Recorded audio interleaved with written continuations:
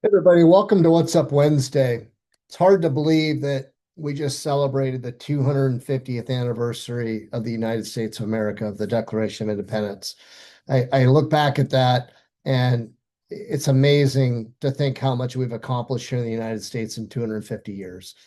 I remember being at the bicentennial celebration in 1976 with my grandmother. I was 6 years old, not even quite 6 years old, but I just remember uh, I remember the feeling. It was unbelievable. The level of patriotism and just the energy in the air. It was incredible. And that's pretty much all I remember because I was so young. But here we are coming out of 250 years, and it's amazing how much, as I said, we've accomplished. I know that I was at the 9/11 memorial recently in Manhattan, and that was 25 years ago, almost 26 years ago.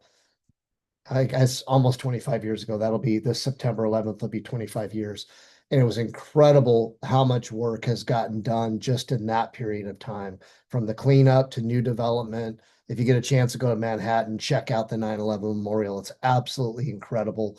Doesn't look like much from the outside, but when you get in there, it will absolutely blow your mind. So as we return to work from a long holiday weekend, the 4th of July weekend, and as we look forward to Labor Day coming, the end of or the beginning of September, it's really important to kind of think about a post-holiday weekend safety reset and think about coming back focused, because what happens is a lot of our people come back exhausted from a long weekend, and maybe their focus isn't where it needs to be productive and to be safe. So, some things that we need to be thinking about and we need to be watching for include um, maybe a little bit more of an emphasis on pre-task planning than usual, watching for fatigue and distraction in our folks. If we see obvious behaviors that indicate that maybe somebody is tired, maybe their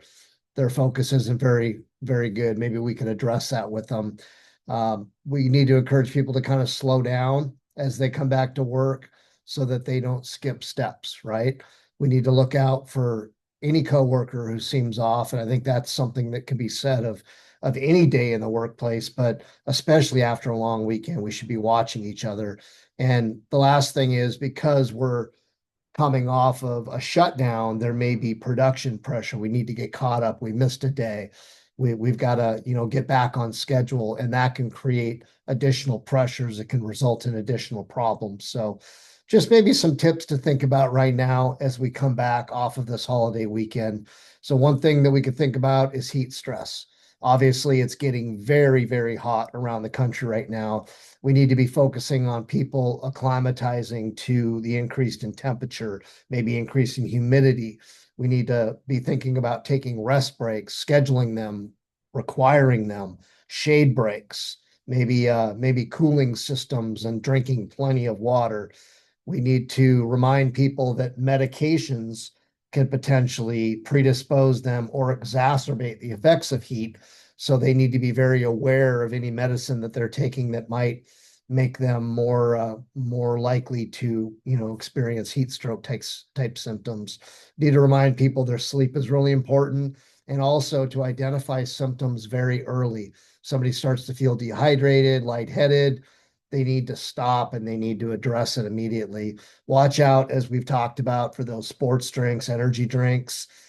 Maybe the worst thing that people can drink when it's really, really hot and they're sweating a lot. You don't want them drinking 10 Gatorades. One Gatorade, lots of water. Finally, think a little bit about line of fire hazards, the fatal four: falls, electrocution, struck by, caught between. These are all really important things that we need to remind people. Watch out for moving equipment on site. Make sure they stay out of that line of fire. Um, Maybe remind people or put an emphasis on change management. When plans change, oftentimes the risks change, and it's behoove us to slow down, to do another JHA and address the additional or the new hazards that kind of come up when we change plans. Uh, Oftentimes shortcuts can become a symptom of that long holiday weekend. Again, production pressure, complacency. There are a lot of reasons for it. So ultimately, let's remind people to focus very heavily on that first 10 minutes of the tasks that they're performing to make sure that they've done their JHAs, they've done their pre-task planning, their head is in the game, and they're not getting complacent. Complacency all around is one of the leading causes of accidents. And then the last thing would be kind of that topic of stop work authority or stop work confidence. On many of the projects that we work and most of the projects I've ever been part of, stop work authority was something that was always granted and it was always preached in orientation. But the reality was there's a fear of employees of actually implementing that stop work policy when they see something they should stop it and they're afraid to because they're afraid that they may get punished for it.